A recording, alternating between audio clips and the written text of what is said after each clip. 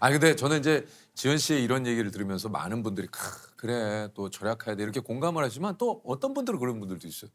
야 인생 사는데 난 저렇게 못 산다. 야 그게 인생이냐? 뭐 이런 분이 있을진 모르겠습니다만. 하지만 이거는 선택 사항이기 때문에. 그건 당연하죠. 그냥 지현 씨가 내가 네. 지금 이렇게 살면서 행복하니까 그렇잖아요. 그렇죠. 이게 또 모두가 다 이렇게 뭐 아끼자 뭐 이런 얘기라기보다는 이게 뭐 좀 쓰셔야 되는 분들은 또 쓰시는 것도 좋아요. 예. 아니 어쨌든 이렇게 열심히 모으다가 이직을 하면서 생활이 완전 바뀌었다고요. 네. 예. 제가 그 최저시급 3년째 받던 그 첫 직장. 제가 기술이 있는 것도 아니고 거기 가봤자 뭐 세금 계산서 떼어주세요 하면 그거 정도 해주고 뭐 근태 정도 뭐 그런 것만 관리를 하니까 거기가 이제 코로나 타격이 좀 심해서 네. 저는 잘리게 된 거예요. 아 지현 씨만. 네. 저만. 사실 저를 그렇게 좋게 보진 않았어요. 왜냐면 내 지현 씨도 그걸 알고 있었어요. 당연히 알죠. 아, 알지만 버틴 거죠. 느낌이 있잖아요. 알지만 맞죠? 지현 씨 꾹 참은 거예요. 네. 이놈의 회사 내가 때려치고 내가 그래서 월요일 이거 1818원 그냥 월요일이라서가 아니구나. 아 열이 받았었어. 뭔가 나를 반기지 않는 느낌이 들었군요. 왜냐면 보통은 이게 회사면 뭐 연말이나 연초에 연봉 협상을 하잖아요. 그렇지. 저는 정말 당연하다는 듯이 쟤는 올려줄 거 없다 이렇게 말씀하셨거든요. 어깨 이렇게 밀치고 이마 밀치고 이런 것도 당했었거든요. 그냥 전 정말 잘못한 게 없었어요. 네. 그때는 너무 어려서 뭐 얘기를 그때 웃었어요 사실은 그냥 네 죄송합니다 이렇게 했는데 결국에는 뭐 사실은 필요한 사람이 버티는 거잖아요. 그래서 버티고 버티다가 결국엔 저는 잘리게 된 거죠. 그럼 어떻게 됐습니까 그 이후로? 사실 그래서 좀 걱정을 했었어요. 저는 당장 그치. 내 목표가 있는데 월급이 그렇게 끊겨버리면 아 큰일 나죠. 네, 그래서 좀 수소문하니까 햄스터 쇼핑몰 대전에 좀 큰 쇼핑몰이 있어서 제가 연락을 했었죠. 거기에. 당장 대전에 가가지고 면접을 봤었고 그러면 오셔라고 해서 거기를 이제 들어가게 된 거예요. 근데 월급은 그 전에 있던 회사보다는 훨씬 그죠? 그래도 그쵸, 좀. 그쵸. 다행이다. 아니 좀 그 어떻습니까? 이렇게 좀 절약을 해서 돈을 모으는 이유가 있습니까? 제가 초등학교 2학년 때 저희 아버지가 화병에 걸리신 거예요. 이게 저도 사실 잘 모르는데 저희 아빠의 그 증상을 얘기를 드리면 화를 주체할 수 없다? 진짜 가만히 계시다가도 막 소리 지르시고 막 물건 부시고 그리고 물론 저희한테도 손짓을 많이 하시고 그런 상태였었어요. 그러다 보니까 뭐 회사도 누가 기분 나쁘게 해서 기분 나빠서 안 갈래 해서 막 두세 번 안 가신 적도 있었거든요. 그래서 결국엔 저희 아버지가 잘리셨어요. 갑자기 회사에서 잘리게 되니까 저희 엄마가 저희를 먹여 살려야 되는 거예요. 그래서 저희 엄마는 원래 가정주부셨는데 그냥 단순 노동, 공장 그런 데 들어가가지고 저희 이제 키워보겠다고. 이게 아무래도 곳간에 쌀이 없으면 인심도 바닥나잖아요. 바닥이 그렇죠. 나죠. 저희도 그랬던 것 같아요. 그 전까지만 해도 돈이 있어서 뭐 외식도 몇 번 다니기도 하고 뭐 주말에 가면 뭐 시장에서 뭐 닭꼬치 뭐 떡볶이 사서 그게 두루두루 TV 보면서 앉아서 먹었던 게 엊그제 같은데 돈이 없다 보니까 그런 건 당연히 사라졌고 부모님도 매일 싸우시는 거예요 정말. 그때 어린 나이에도 내 주변 이웃한테 너무 미안하다라는 생각이 너무 들었어요. 왜냐면 싸울 때만 소리를 그렇게 지르는데 그래서 어렸을 때는 보통 뭐 지연아 학교 가야지 뭐 밥 먹어야지 일어나 이렇게 깨우잖아요. 저는 엄마 아빠 싸우는 소리에 항상 깨고 등교를 했었어요. 근데 그게 어렸을 때는 너무 무서웠었거든요. 이런 그런 상황들이 몇 년 이상 제가 원래는 언니가 있거든요. 지금은 뭐 가족관계 어떻게 되세요 하면 저 외동이에요 이렇게 말씀을 드리긴 했지만 언니가 제가 그 중학교 2학년 때 결국에는 못 버틴 거죠.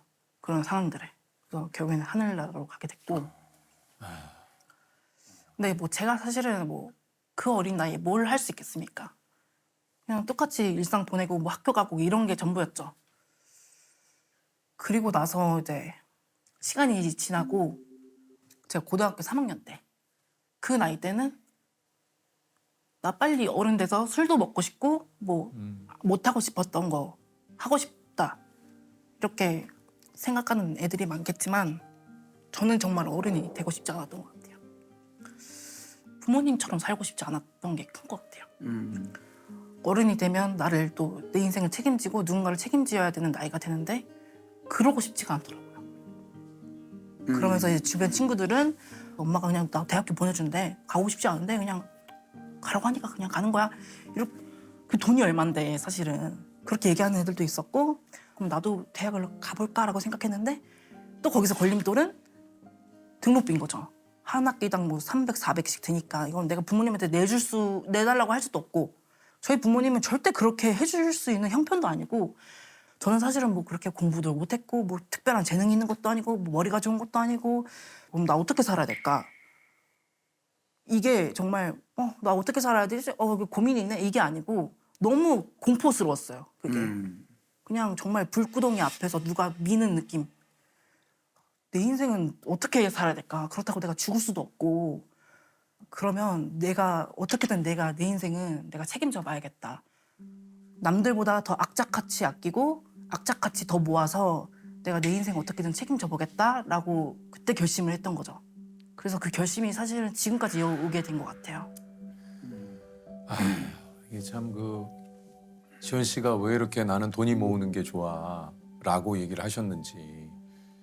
이게 집이 계속 불안하다 보니까 저희 가정 자체가 그냥 밑바닥을 다 보여준 거죠. 어떻게 보면은 가장 의지하고 독려해줄 상대가 가족인데 저희는 정말 그러지 못했거든요. 서로 불안한 존재였던 것 같아요. 왜냐면 언니도 그런 자살 시도 하는 걸 제가 몇 번 목격을 했었고 그래서 좀 많이 무서웠고 이거를 좀 견뎌내고 싶었던 것 같아요. 그 당시에는 1억이 그냥 저 포함 그냥 저희 가족들 고생도 안 시킬 수 있고 그냥 돈 걱정 없이 살 수 있을 돈이라고 생각을 했었어요. 이게 참 쉽지 않았던 그 생활에서 이게 참 정말 대단하시네요. 이런 결과물들을 좀 보면 지원 씨 좀 어때요? 사실은 너무 이제 뿌듯하죠. 어떻게 보면 그 제 노력의 결과물이 2억 6천이고 아파트 청약 당첨 야. 뭐 이런 것도 있으니까. 청약에 당첨이 됐어요? 네. 이야. 그래서 이제 곧 지어지거든요. 네. 4월 30일 준공인데 내가 거기 담당자님도 99년생이네요. 당신 나이가 제일 어리다고. 야. 최연소 당첨자시다고. 진짜 제일 젊은 집주인이 된 거죠. 그 저기 월요일 그 적금 계속 들고 있어요? 다행히도 없습니다. 이제 다행이다. 아유, 내가 더 기분이 좋다. 월요일 날 그래도 그런 기분으로 월요일을 맞이하는 건 아니니까 네. 그런 얘기잖아요. 그 그쵸, 반증이죠. 그쵸. 이제 월요일 조화가 된 거죠. 그러니 그럼 이참에 월요일 조화 적금을 들어갔어요. 그래요. 그럼 월요일 그러면 금액을 얼마로 해야 되나? 어떻게 되나? 그러게 그거는 18, 18을 할 수가 없는데. 그럼 어떤 아니면은 뭐 거를- 기분 좋게 사랑한다는 느낌으로 486 해가지고 뭐 4,860원 네, 정도. 그것도 괜찮은 것 같아요.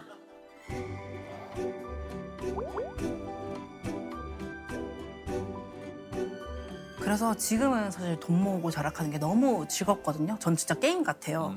그 앞으로 목표가 있다면 지원 씨 어떤 목표가 있습니까? 저는 옛날에는 뭐 10억 자산가 되고 싶습니다 이렇게 얘기했는데 이게 곰곰이 생각해 보니까 약간 좀 허황된 꿈이더라고요. 근데 지원 씨를 보면 허황되지 않은 것 같아요. 물론 나중에 무조건 네. 이럴 거죠. 근데 좀 더 구체적으로 짜보자 했을 때는 30살 안에 4억 모으기가 저의 30살 목표예요. 안에 4억. 네.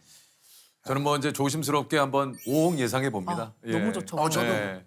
네. 조심스럽게 한 5억 예상해 봐요. 혹시 끝으로 지원 씨가 예전에 그 1억 모을 때 나에게 좀 해주고 싶은 얘기 있습니까? 너무 열심히 살았다라고 얘기 드리고 싶어요. 그냥 더 말은 필요 없을 것 같아요. 너무 잘 살았다. 지원아 잘 살았다. 앞으로 지연이는 더 잘 살 것이다. 그렇죠? 제가 예전에는 그냥 절약한다는 것 자체를 공개하기가 너무 부끄러웠어요. 그 남들의 시선이 너무 무서웠던 것 같아요. 근데 지금은 사실 당당하게 얘기할 수 있어요. 제가 사실은 뭐 똑똑하거나 돈이 많거나 뭐 능력이 좋아서 2억 6천을 모은 게 아니에요. 그냥 저도 오히려 공부도 못했고 전 대학도 안 나왔어요. 이런 평범하디 평범한 고졸 직장인도 이렇게 할 수 있다는 걸 지금 보여드리고 있잖아요. 그래서 여러분들도 얘도 이렇게 했는데 나라고 못할 거 있을까? 라고 생각하시면서 하나씩 도전해보셨으면 좋겠습니다.